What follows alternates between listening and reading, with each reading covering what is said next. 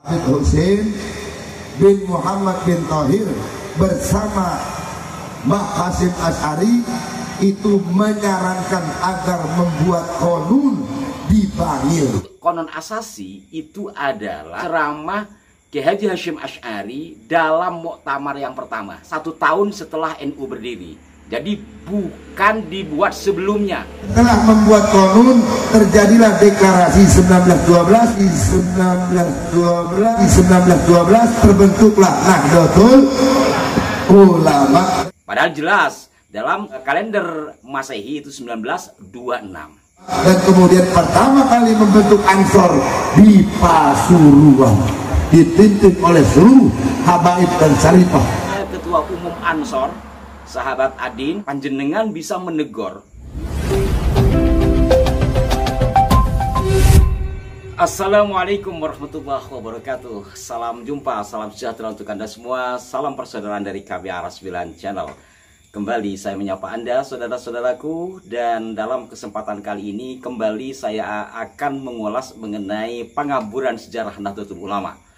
Jikalau pada edisi yang lalu kami kembali mengulangi ada 5 penceramah yang telah mengaburkan sejarah NU. Kenapa saya katakan mengaburkan? Karena tidak sesuai dengan data-data yang ada dalam buku sejarah Nahdlatul Ulama, terutama yang ditulis oleh Dr. Andes Kiai Haji Khairul Anam, Pertumbuhan dan Perkembangan NU, yang oleh sebagian kawan-kawan dikatakan sebagai buku babon. Dan juga kami elaborasi dari penyampaian para kiai sepuh serta buku-buku yang lain sebagai pembanding.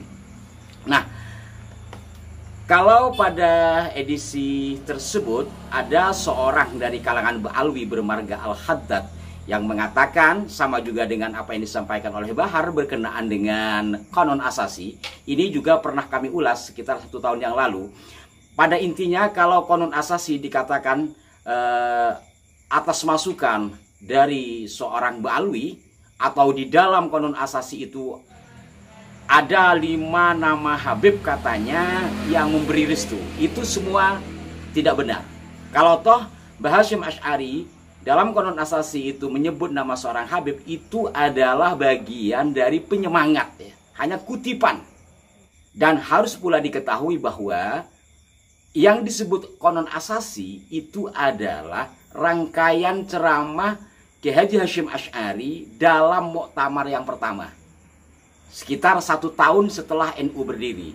Jadi bukan dibuat sebelumnya. Maka dengan demikian tentu tidak ada keterlibatan dari kalangan Ba'alwi dalam pendirian Nahdlatul Ulama, termasuk juga dalam pembuatan konon asasi. Wong itu ceramah kok. Secara inti ke sana, namun nanti untuk lebih jelas Anda bisa menyaksikan kembali uraian kami yang sekitar 1 tahun yang lalu. Nah, dalam kesempatan kali ini saya akan putarkan lanjutan berkenaan dengan konon asasi yang disampaikan oleh seorang Ba'alwi dari marga Al-Haddad tersebut. Kita simak berikut ini. Setelah membuat konun, terjadilah deklarasi 1912, terbentuklah Nahdlatul Ulama. Setelah membuat konun, terjadilah deklarasi 1912. Di 1912 terbentuklah Nahdlatul Ulama. Jadi bukan hanya pada konon asasinya yang dia pelintir atau yang dikaburkan. Entah ini salah ucap atau bagaimana. Setelah membuat konun, terjadilah deklarasi 1912. Di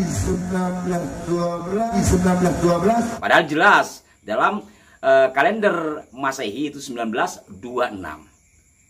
Dan dalam penyampaian itu tidak ada satupun orang yang protes kan. Ini kenapa saya anggap penting untuk kami sampaikan kembali. Jadi bukan hanya pada konon asasi, juga pada tahun kelahiran atau berdirinya Nahdlatul Ulama yang bermula dari Komite Hijaz 1926. Tadi dikatakan 1912. Entah karena keselibet lidah atau bagaimana, tapi yang pasti hal-hal seperti ini perlu diklarifikasi dan diperjelas. Nah, kecuali itu, saudara-saudaraku sekalian, saya akan putarkan lanjutan dari ceramahnya. Di 1912 terbentuklah Nahdlatul Ulama, dan kemudian pertama kali membentuk Ansor di Pasuruan, dipimpin oleh seluruh habaib dan syarifah yang menjadi muslimat pada waktu itu. Shallu ala Nabi Muhammad, shallu ala Nabi Muhammad. Tadi si Mbak Barok bilang bahwa semuanya telah dilahirkan daripada cucunya Nabi besar Muhammad Shallallahu Alaihi Wasallam. Nah, setidaknya terkhusus dalam bahasan Nahdlatul Ulama ada 3 poin pengaburan di sini. Pertama tentang konon asasi, kedua tahun berdiri, yang ketiga berkenaan dengan berdirinya Ansor. Ini bagaimana kok bisa seperti ini dan dibiarkan? Maka melalui video ini saya berharap secara khusus kepada Ketua Umum Ansor, sahabat Adin, untuk memberikan penjelasan kepada warga Ansor secara khusus, juga kepada masyarakat, dan syukur-syukur kami berharap panjenengan bisa menegur seorang Habib yang bermarga Al-Haddad yang menyampaikan itu. Karena berdirinya Ansor tidak seperti yang dikatakan oleh seorang Habib tadi. Dan lebih lanjut untuk mengetahui bagaimana sejarah berdirinya Ansor, saya pikir Anda bisa melacak sendiri ya di situs resmi Berita Nahdlatul Ulama, yakni di NU Online. Jadi tidak perlu kami sampaikan di sini biar tidak terlalu panjang. Yang pada intinya bahwa tidak seperti yang dikatakan oleh seorang Ba'alwi dari marga Al-Haddad tadi. Titik poin yang ingin kami sampaikan bahwa pengaburan sejarah Nahdlatul Ulama dan Banungnya ini terjadi berulang-ulang dan nampaknya dibiarkan begitu saja. Maka semoga kami tidak bosan juga untuk mengingatkan kita semua. Sebenarnya berkenaan dengan sejarah Ansor ini sudah pernah kami bicarakan ya di RPGD.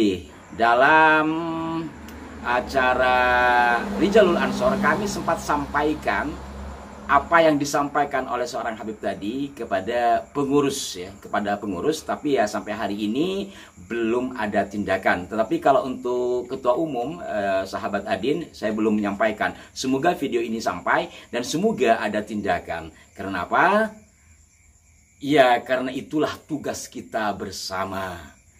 Karena menjaga marwah ulama, menjaga marwah kiai, bahkan ada jargon bela kiai sampai mati. Ini sejarah yang dibuat oleh kiai telah dirusak. Lantas bagaimana tindakan kita? Apakah hanya jargon yang kita lakukan tanpa ada pelurusan? Bagaimana menurut Anda, saudara-saudaraku sekalian? Sekali lagi, di dalam hal ini kami hanya mengingatkan kita semua secara khusus warga NU, dan terkhusus pula adalah pengurus struktural di NU dan juga di Gerakan Pemuda Ansor. Karena ketika sejarah sudah rusak, maka akan rusak pula yang lain-lainnya. Dan sebagaimana yang disampaikan oleh Profesor Peter Carey, bahwa sejarah adalah DNA suatu bangsa. Ketika DNA-nya sudah terkontaminasi, ketika DNA-nya sudah diacak-acak, bagaimana dengan tubuhnya? Semoga hal ini bukan hanya menjadi permenungan bagi kita, melainkan juga action. Sampai jumpa, mohon maaf jika ada kekeliruan. Wassalamualaikum warahmatullahi wabarakatuh.